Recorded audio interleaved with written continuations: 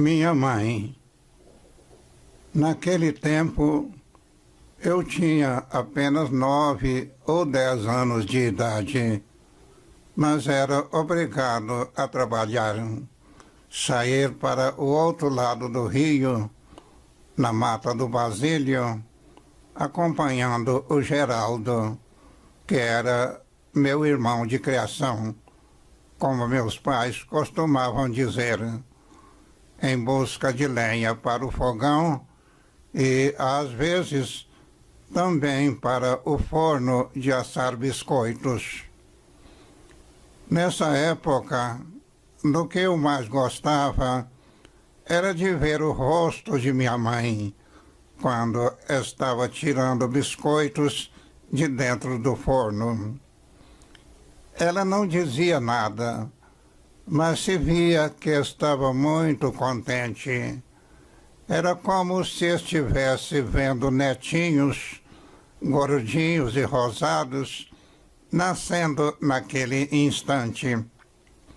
O forno, situado do lado de fora, na varanda que dava para o quintal, assemelhava-se a um enorme cupim daqueles que se espalham pelos cerrados. Tinha uma abertura de lado, no justo tamanho das tampas que, cheias de pães de queijo ou de broas de fubá, ainda não assados, iam sendo colocadas com uma pá de madeira lá para dentro, sobre um fundo quente de pedras. Olhando de fora para dentro e de baixo para cima, através daquela abertura chamada de boca do forno, era como uma casa de teto abaulado, fazendo lembrar certas habitações de índios ou enormes casas de João de Barro. Para estar no ponto de assar, o forno tinha que estar muito quente e, por isso, gastava-se muita lenha e, consequentemente, aumentava ainda mais os sacrifícios que eu e o Geraldo tínhamos que suportar. Mas havia a compensação de podermos saborear alguns daqueles biscoitos que eram feitos não para serem comidos em casa, e sim vendidos no armazém do Miligido. Depois que a lenha transformava-se em cinzas e brasas, deixando o forno bastante quente, as brasas e as cinzas eram varridas para fora com uma vassoura de ramos verdes e cheirosos, para deixar o forno limpo e perfumado, segundo um cheiro que combinasse com os dos biscoitos.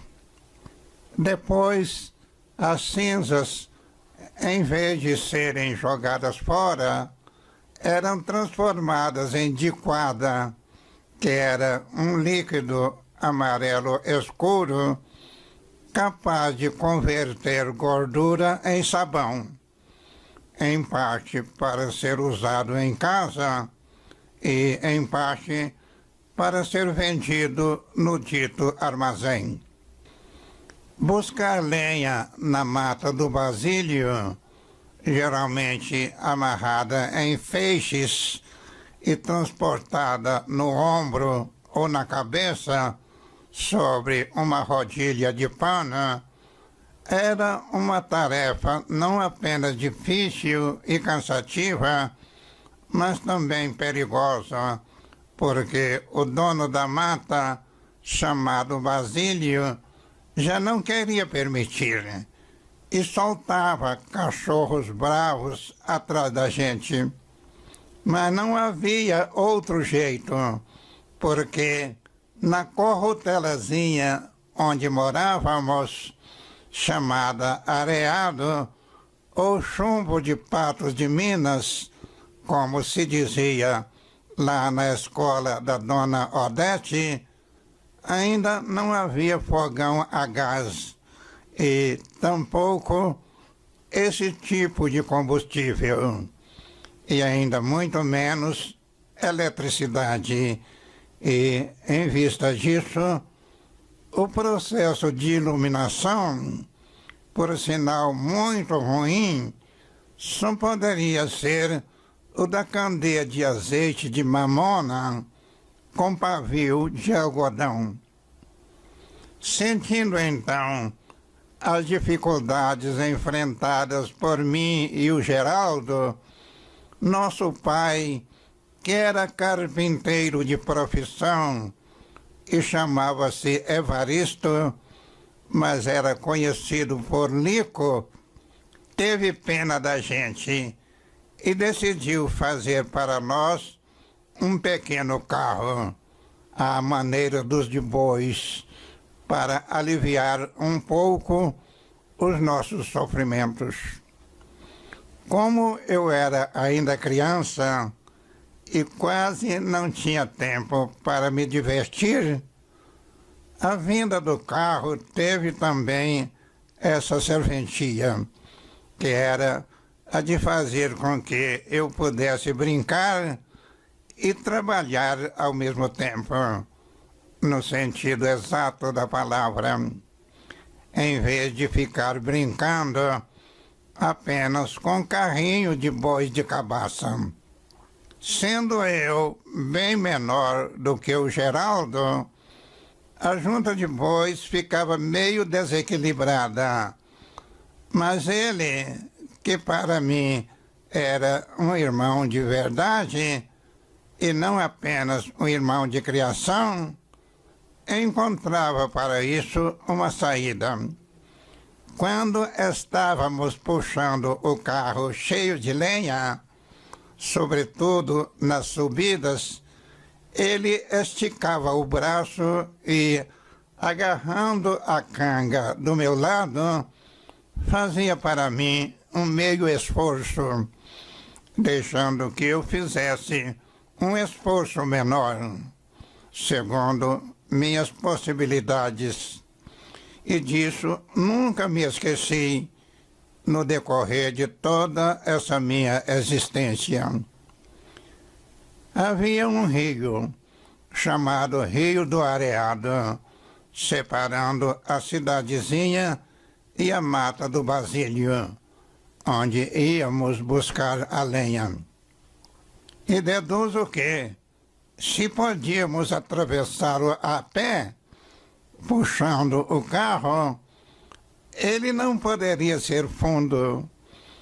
No entanto, nas épocas de muitas chuvas, ele crescia tanto que se tornava muito perigoso, com correntezas fortes que arrastavam até mesmo bois que nele tentassem atravessar. Mas o Catonho, que gostava de contar vantagens, vinha gabando-se de que, mesmo com o rio chegando à porta de sua casa, ele seria capaz de atravessá-lo a nado. E, uma vez, ele tentou realmente fazer isso, e a correnteza o arrastou e matou afogado.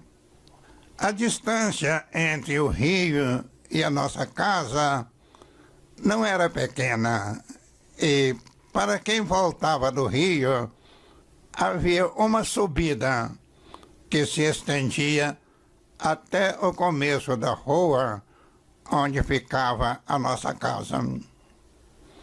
Se para o abastecimento de lenha, quem teria que sofrer eram eu e o Geraldo, para o suprimento de água, utilizada não só para beber e cozinhar, mas também para lavar os pés à noite e, de vez em quando, tomar um banho de bacia, eram minha mãe, chamada Manuela, e minha irmã mais velha, de nome Elvira, que tinham que padecer. Mas o padecimento de minha mãe era maior, porque, para não ter que ficar indo constantemente ao rio, ela fazia o seguinte: enchia 2 potes de água, colocava um na cabeça sobre uma rodilha de pano e, entortando o corpo para um lado, apoiava o outro na cintura, com a ajuda de uma acompanhante. E lá ia ela, morro acima, com um andar meio cambaleante, como se estivesse meio bêbada. E isso ela o fez ininterruptamente no decorrer de todos os anos em que ali vivíamos. Anos depois, morando na Água Fria, próximo à Carmo do Rio Verde, depois em São Luís de Montes Belos e mais tarde em Goiânia, as suas queixas de dores nas costas eram infindáveis. Começou a ficar corcunda antes mesmo da época em que isso geralmente ocorre. Suas constantes idas aos hospitais públicos, onde os médicos eram mal pagos e pouco interessados, não ajudavam muito. E o dinheiro para comprar os remédios receitados era escasso. Inicialmente, tiraram-lhe uma radiografia e viram que a sua coluna estava bastante entortada, não apenas para a frente, como nos casos comuns dos corcundas, mas também para um lado, como na volta de uma espiral.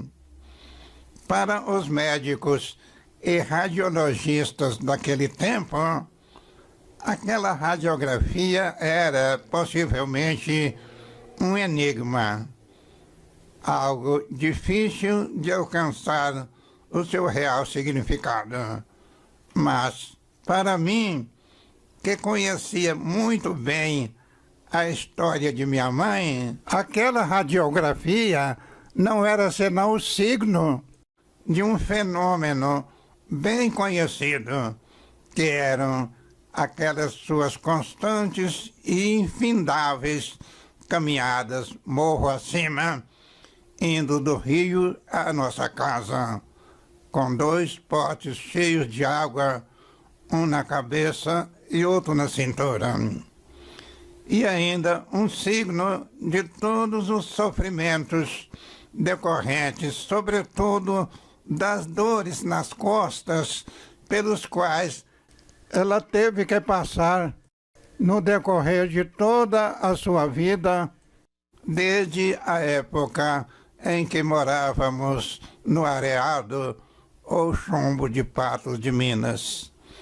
Mas sendo uma autêntica lutadora, exemplo perfeito de dona de casa, conquistadora de tantas amizades, ela conseguiu, não obstante todos esses reveses, sobreviver até aos 93 anos de idade, quando, num momento de extremo padecimento, em consequência de um desequilíbrio e de uma queda inesperada que lhe partira o quadril, não teve outra saída senão deixar este mundo e, segundo as suas crenças, partir em busca de um outro, possivelmente melhor, com pesar de todos os que a conheceram e, direta ou indiretamente, acompanharam-na em sua trajetória existencial.